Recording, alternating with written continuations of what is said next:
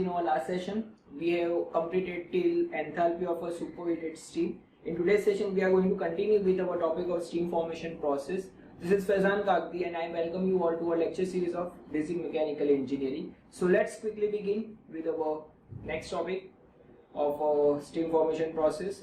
So as you can see on your screen, so the next term is degree of superheat. Now what is degree of superheat? As the name itself suggests, degree means it is related to temperature, right? So superheat. So again, a superheat means it is related with respect to, we can say, superheated steam, right? That is from point C to point D. So we can say that it is defined as a difference between temperature of a superheated steam and a saturated steam. It is going to give an indication that how much more temperature has been increased of a dry steam in order to form a superheated steam. So how much increment in the temperature is called a degree of superheat. So you can see our formula is written, degree of superheat is equal to T sup minus T sat. Point D is a corresponding temperature T sup and point C is a corresponding temperature T sat, that is boiling temperature. Okay, now in today's session we are going to see our next term, that is specific volume. So specific term is used for 1 kg of a fluid. Okay, as we know that we have taken 1 kg liquid in our closed piston cylinder arrangement. Okay, remember that? Okay, so let's say that VF is a specific volume of our saturated liquid. So VF is a volume at our point B. Okay, remember point B, the corresponding volume is how much? VF, that is volume of a boiling water or saturated liquid. It is its unit will be meter cube per kg. Okay, next term is Vg. So let's say that Vg is a specific volume of a dry steam. So on the our TH diagram, where is that point? So we would say point capital C. You can see over there. Since Hg is a enthalpy of a dry steam, so we can say that similarly Vg is a specific volume of our dry steam. Okay, next is V. So V is a specific volume of a wet steam. We can say that a wet steam at small b, you can see a representation over there. Okay, so let's say that volume is V. Okay, now next volume is V sup. So where is V sup? So it is very obvious that it is a volume of a superheated steam. We would say a volume corresponding to our point D. As we know that its corresponding enthalpy is how much? So it is H sup, enthalpy of a superheated steam. Okay, so in this case VF and Vg you will obtain from a steam table. What is steam table? You will get to know in our successive topic. Okay, so first of all our target is to determine specific volume of a wet steam. That is not given, that you need to calculate. So how we can determine that? So as you can see on your screen, we know that wet steam is a combination of two parts. Which is that? So we would say the first part is water molecules is present, that is our moisture content, and the second part present in the wet steam is a dry steam. Okay, so let's say that as we know the volume of a dry steam is Vg and a volume of a wet steam is how much? So a volume of a water molecule is how much? So you would say Vf, right? Now just visualize a case that if there was 100% water molecules present in a wet steam, so that wet steam would have how much volume? So you would say Vf, correct? Okay, and for example visualize a case that wet steam has 100% dry steam, which means how much is the volume of that wet steam? So you would say Vg, right? But in our case, as we know that wet steam doesn't have 100% water molecules, that is 100% Vf is not possible.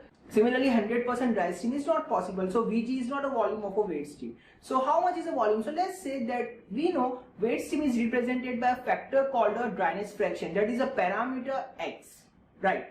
So let's say that we need a 70% dry steam, so we would say dryness fraction will be how much? 0.7. So in that case, how much will be a volume of a dry steam present in a wet steam? So you would say 70% dry steam, which means 0.7 times Vg is a volume, right? So 0.7 times Vg is a volume of a dry steam in a wet steam. So how much is the water molecules? So you would say 1 minus 0.7, which means how much? 0.3. So 0.3 times Vf. So how we can denote that 0.3 times Vf? So we would say 1 minus x Vf. So the total volume of a wet steam is how much? So we would say V is equal to summation of both, that is volume of our water molecules plus volume of our dry steam, that is how much? So 1 minus x Vf plus x Vg. Okay guys, so I hope that you are clear with this equation. So we can see, as you can see on the screen, it is displayed V is equal to 1 minus x Vf plus x Vg. Now in most of the cases you will notice that a volume of Vf, that is water molecules in a wet steam, is very small. So it can be neglected. It is in a form of 0.00010 in this form, right? So we obviously even after adding that volume, there will be no effect on a volume of a wet steam, right? So we are most of the cases going to neglect that Vf term. So the final equation of volume of a wet steam will become x times Vg. So if you remember in our last session, I have told that the volume of a wet steam is x times Vg, that we will discuss later on. So this is how the volume of wet steam is coming, x Vg. Okay.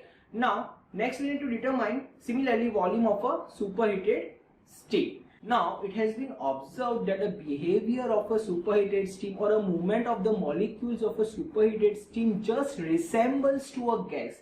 That is, we would say perfect gas. So we can say we can apply a gas laws on our superheated steam, right? That is from our point C to point D on our TH curve.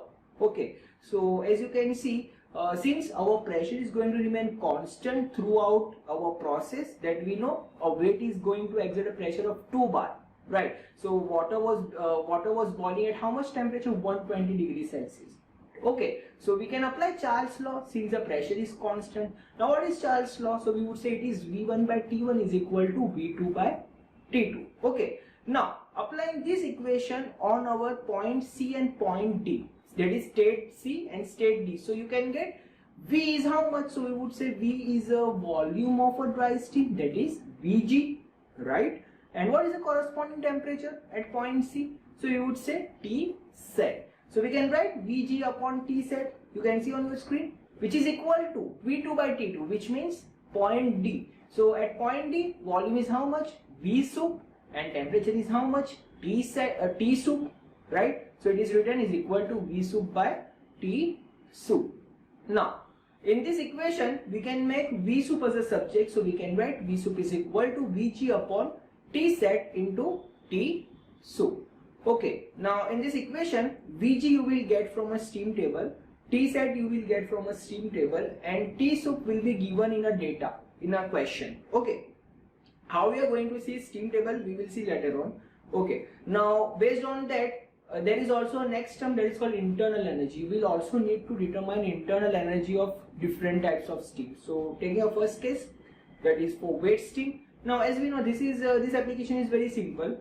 We know the formula of enthalpy, right? That is H is equal to U plus PV. From that we can make U as a subject. So I have written U is equal to H minus PV, right? You can see on your screen. So for a wet steam, H is how much? So you would say enthalpy of a wet steam is HF plus X HFG. If you remember, we have obtained this equation in our last session. Okay, minus PV. So volume of a wet steam is how much? So we have seen at present, we have seen now, that is XVG, right? So we can write equation U is equal to H minus P XVG.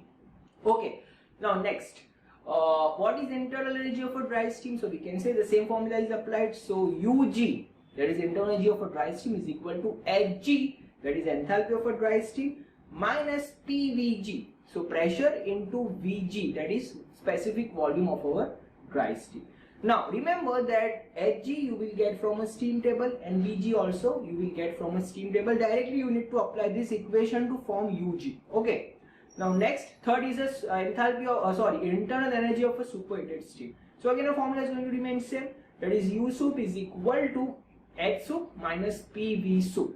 Now in this case you are going to calculate H sup first. So what is the equation to determine enthalpy of a superheated steam? So we know that first of all we are going to form a dry steam, and after that we are going to supply amount of superheat to a dry steam to form a superheated steam. So the equation was, if you remember, Hg plus Cps T sup minus T set. So this is our equation of H sup. minus P V soup. Now again V soup we need to find out. So V soup formula we have already discussed now. That is equation is V soup is equal to Vg upon T set into T soup. So this is how you need to determine enthalpy of internal energy of a superheated steam. Okay guys, so now in the next topic we are going to see how we are going to observe our steam table. So on your screen a steam table has been displayed. Now observe this steam table carefully.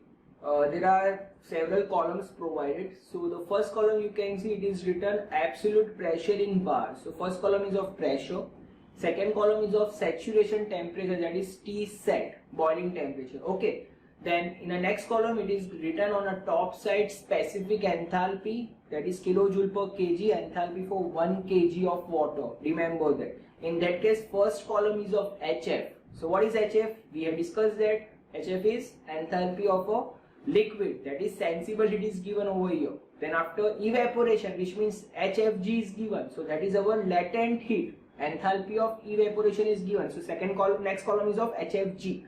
Then after next column is of Hg. If you see carefully, Hg is what? So we would say enthalpy of a dry steam. So it is also provided, we can obtain that from a steam table. Okay, now next column is of specific entropy, that is of no use.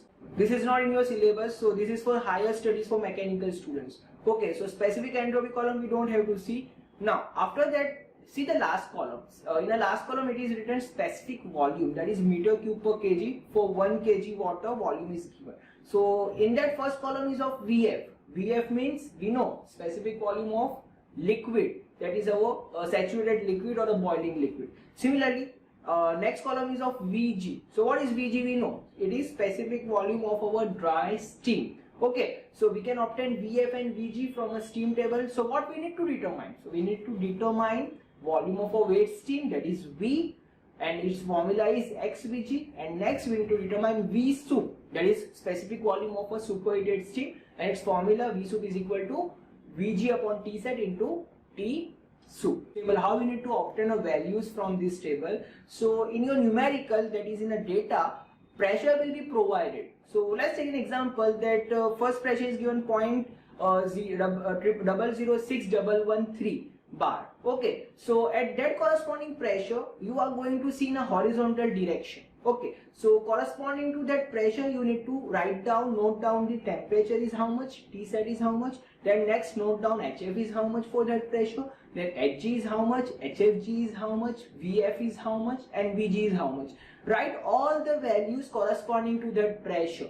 Okay, after noting down that, you can then after proceed while determining enthalpy of a waste steam, enthalpy of a superheated steam. Then you can even determine internal energy and specific volume of a waste steam and a superheated steam. Okay guys, so I hope that you are clear with our today's topic, that is of specific volume, how to obtain specific volume for a waste steam and superheated steam, and how to observe a steam table, that is pressure table. In our next session we will solve numerical based on this topic and also use this steam table while solving it. So till then, stay tuned and thank you all.